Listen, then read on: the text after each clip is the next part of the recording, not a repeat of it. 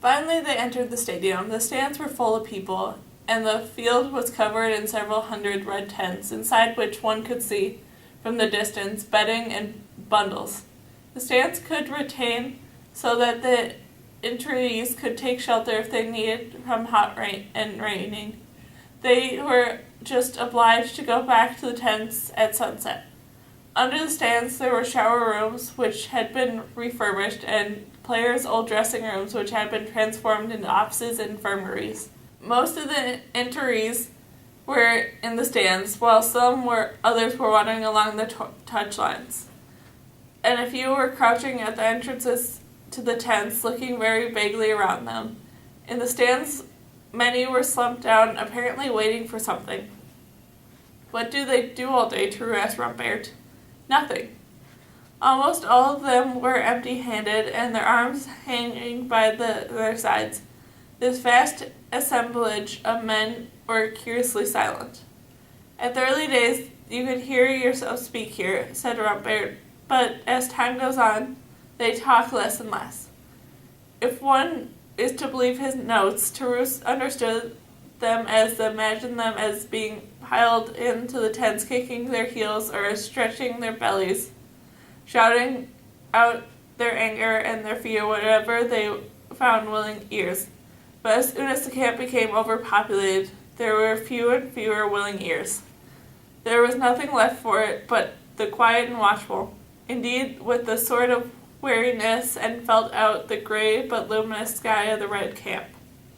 Yes, they all stood suspicious, since they had been separated from the rest. This was not unreasonable. And they had the faces of those who were looking for reasons and who were afraid. Each of those True looked at the vacant eyes, and all appeared to be suffering from the general separation from the evening that made up their lives. Since they could not always be thinking about death, they thought about nothing. They were taking a holiday. But the worst thing, True wrote, is that these are forgotten people, and they know it. Their acquaintances have forgotten them because they are thinking about other things, and that this quite understandable. As for those who love them, they have also forgotten them because they must be exhausting themselves in appeals and schemes to get them out. And more they think about getting them out, the less they think about the person to be got out. That too is normal. And when it comes down to it, you realize that no one really is capable of thinking of anyone else, even in the worst misfortune, because thinking about someone really means thinking about the person's minute by minute, and being distracted by anything, not housework, not flying, passing, not meals, not the urge to scratch oneself, but there is always flies and itches. This is why life is hard to live, and these people know that very well. The administrator, coming towards them, told them that Othone was asking to see them. He led Gonzales to his office and then took them towards the corner stand where Othone was sitting, apart from the rest. He got up to greet them. He was still dressed in the same way, that wore the same stiff collar. True only noticed that the tufts of his hair and at the temples were far a bit bristly, and the ones of his shoelace were undone.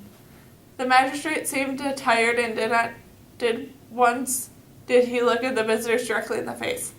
He said that he was pleased to see them, and that he begged to thank Rayu for what he had done. The other said nothing. I hope, said the magistrate after a while, that Philippe did not suffer too much. This was the first time that True had heard him call his son by his name, and understood something had changed. The sun was sinking behind the horizon, and between the two clouds the rays shone sideways, and the stands lighting their three faces with gold. No, True said. No, he really did suffer. When they left, the magistrate went on staring at the direction of the sun. They went to say goodbye to Gonzales, who was studying the supervision rhodia. The football player laughed and shook his head at them. At least I've seen the dressing room again, he said. That's something anyways. Shortly afterwards, the administrator was showing Tarot and Rumpert out, and a very large crack sound was heard from the stands. There was a loudspeaker, which was better timed served to introduce the teams and declare the results of the games. Announced in a teeny voice the invitees should go back to the tents so that the evening meal could be distributed. Slowly the men left their stands and went back to their tents, dragging their feet. When all of them were back, 2 small electric cars of the kind you see in railway stations traveled between the tents carrying huge pots. The men held out their hands, 2 ladles were plunged into 2 pots and emerged to unload their containers of 2-pin plates. The car drove over the portress, which repeated to the next tent. It's scientific, True told the administrator. Yes, he replied with satisfaction as they took hands. It's scientific. The dusk was falling and the sky was clear. The camp was bathed in soft, clear light. In quiet of the evening, sounds of spoons and plates could be heard on all sides. Bats flitted around and above the tents and suddenly vanished, and the trams screeched at this point on the other side of the walls. Poor Judge, True muttered as they went through the gates. Something should be done for him, but how can one help a judge? There were several others in the camp at the same kind of the town. The narrators could not, in all honesty, say more than having any direct information about them. What he can say was to extent that these camps and smell of human beings arose from them. Booming voices on the loudspeakers in the dust, and the mystery of the walls, and the fear of those preoccupied places weighed heavily on the morals of those fellow citizens, adding still further the confusion and the uneasiness of us all. Incidents and conflicts with the administration grew more frequent. However, at the end of November, mornings became very cold. Torrential rain swept down the streets, washing the skies, leaving it empty and clouds shining above the streets. Every morning, a weak sun spread and sparkling ice laid across the town. Towards evening, however, the air again became warm, and this moment Teru chose to reveal something of himself to Ryu. One day, around 10 o'clock, after a long, exhausting day, Teru accompanied Ryu, who was going to make his evening visits to old asthmatic. The sky was glowing gently above the houses in the old quarters. The light wind blew soundlessly past the dark crossroads. Coming out of the quiet streets, the 2 men found themselves subject to the old man's chattering. He told them that there were some who didn't agree with the gravity train, and always for some people, when they jugged goes too often to the well, and eventually breaks, and probably whatever he rubbed his hands, trouble would follow. The cemetery or events that did not stop, and all the doctor exclaimed to him. They heard footsteps overhead, and an old woman noticed that Teru seemed interested, explained that one of the neighbors was on the terrace. They also learned that there were fine views up there, and that since the roof terrace the house were often joined on one side, it was possible for the women in the area to visit one another without leaving the home. Yes, said the old man. Come up, and the air is good up there. They found the terrace empty and the 3 chairs on it. On one side of the far the eyes could see, all they could make out was the roof terraces, and eventually came to rest against the dark rocky mass in which they recognized as the first hill. On the other side, above the few streets in the port, which was invisible, the eyes were lost in the horizon, the sky and sea mingled in the vague throbbing. Beyond what they knew and be the cliffs, the light appeared regularly. They could not see where it was coming from. Since the previous spring, the lighthouses on the channel had continued to shine for ships headed to other ports. In the sky swept clear in the shining of the winds, pure stars shone, and from time to time the distant light of the lighthouse added a brief ember breeze through the scented spices of stone. Silence was absolute. It felt good, said Ryu, sitting down, as though the plague had never come up here. True turned back on the doctor and looked at the sea. Yes, he said after a short pause, it feels good. He came over and sat down beside Ryu, looking closely at him. 3 times the light reappeared in the sky, and the sound of the crooky chimes came up to them in the depths of the streets.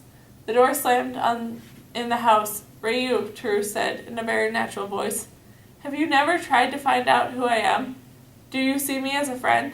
"Yes," said the doctor. "We are friends, but until now we have had little time." "Good, that's a relief. Would you like us to make this hour the hour of friendship?" In reply, Ryu merely smiled at him. "Well, it's like this." A few streets further off, the car seemed to skid in a long time on the wet road and drove away, while behind it confused exclamations became from the doff continued to break the silence. Then the silence fell back on the two men with all the weight of the sky and stars. True had gone up to prop himself against the parlet facing Ryu, and was still sunk in the bottom of his chair. All he could be seen of him was a massive form silhouetted against the sky. True spoke for a long time. Here is more or less what he said. Two simply things. "Ryu, let's say that I already suffering from the plague long before I knew the town and this epidemic. All I mean is that I'm like everyone else. But there are people who do not know this and who are happy in this state, and people who know it would like to escape. All I've ever wanted was to escape. When I was young, I lived with an idea of my own innocence, is to say that I have no idea at all. I am not the worrying type. I started off properly. Everything went well for me. I was at ease in my own mind, successful with women, and if I did have any anxieties, they vanished as they had come. One day I started to reflect, and now I have to tell you I was not poor like you were. My father was a projector counsel with an important job. However, he did not look like a projector, during the good-natured sort. My mother was an ordinary self-effacing, and have never ceased to love her, but I preferred not to speak of her. My father looked at me affectionately, and I believed him even tried to understand me. I am sure now that he used to have affairs, but it really doesn't upset me. And such a thing, he behaves as he might and have expected to behave, without shocking anybody in belief. There was nothing especially unusual of him. And now that he is dead, I realized that while he was not alive like a saint, he was not a bad man. He steered the middle course, and that's all, and was type of person whom one feels a reasonable degree of affection in which endures. Yes, he did have one particularly bad side look about the large Chinese railway timetable, and that he traveled except on holidays to go to Brittany, where he had a small house. But he would tell you precisely that arrival and departure times of the Paris-Berlin Express and connecting trains that you had to catch to get from Lyon to Warsaw, and the pieces number of the railway miles between the two capital cities, and chose to mention. "Can you tell me how to go from Brancon to Charmants?" Even the station master would find it confusing. My father didn't. He would practice almost every evening to improve his knowledge on the subject, and was quite proud of it. It greatly amused me, and I often put questions to him, and delighted to check the answers and the checks, and acknowledge and that he had made a mistake. Little exercises would bring us closer, because I provide him with an audience whose goodwill he appreciated, and as for me, I considered this a superior knowledge in the master of the railway, and was good at any other.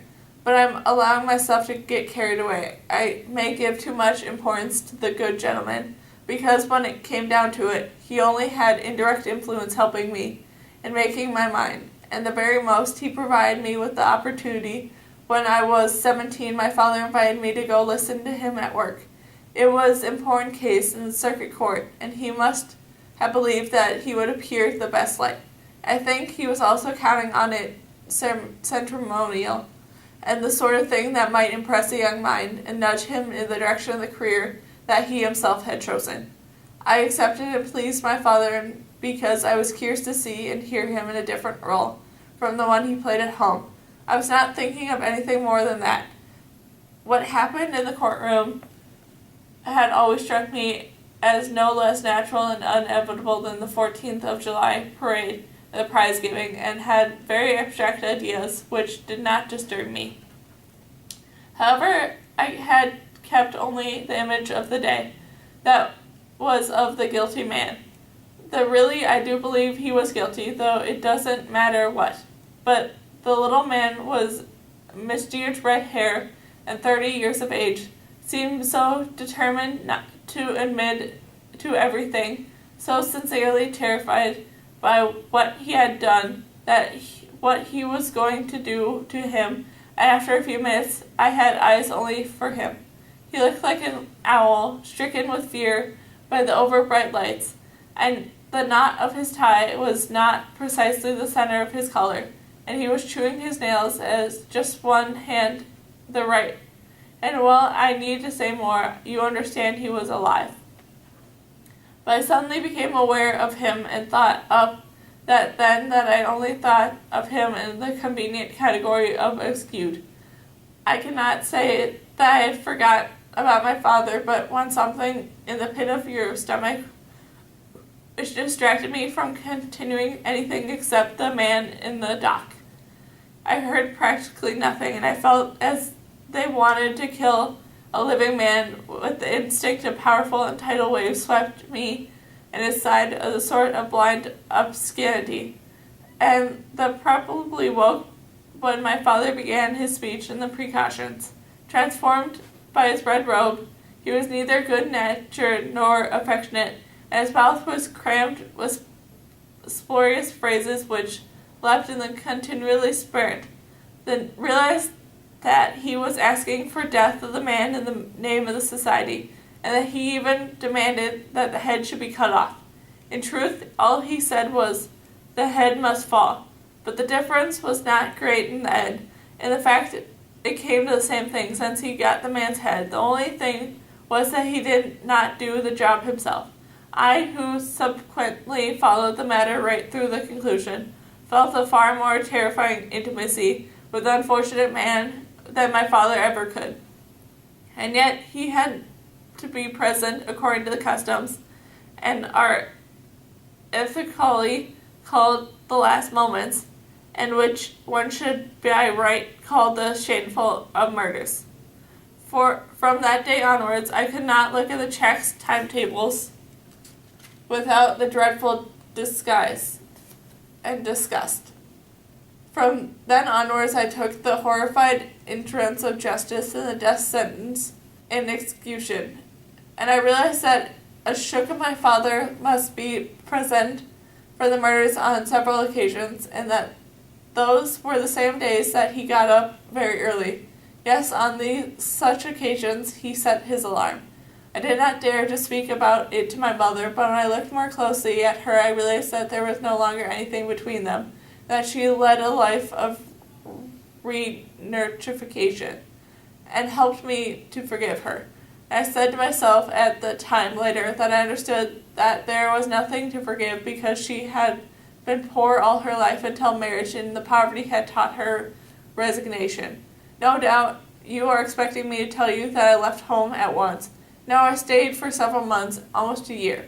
But I was sick at heart, and even my father asked for his alarm clock because he had to get up early. That night I didn't sleep. The following day I came up from home and I left.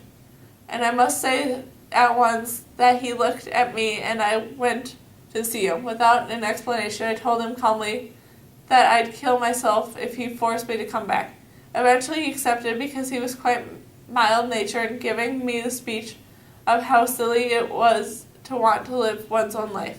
This is how he explained my actions and did not persuade him otherwise.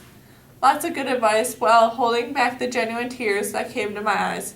Subsequently, as through the quite long times afterwards, I would go regularly to go see my mother, and I would meet him, when this relationship was all he needed. As for me, I had no animosity against him. and a little sadness in my heart. When he died, I took my mother to live with me, and she would be there still if she did not die in her turn. I spent a long time on the beginning of my story because it was in fact the start of everything. I shall go fast from now on. I suffered poverty at 18, having been comfortably off. I did dozens of jobs and earning livings and made a reasonable on the go. But what interested me was the death penalty. I had a count for the square of the red-haired owl. Consequently, I went to the politics, and they said I did not want to be the victim of the plague. That's all. I thought the society in which I lived rested the death penalty, and that if I fought against it, I should be fighting against murder. This was what I believed, and other people have told me the same thing. When I come down to it, it was largely true. So I joined with other people I liked and still like, and stayed with them for a long time, and there was no country in Europe whose struggle I have not shared. But I continue.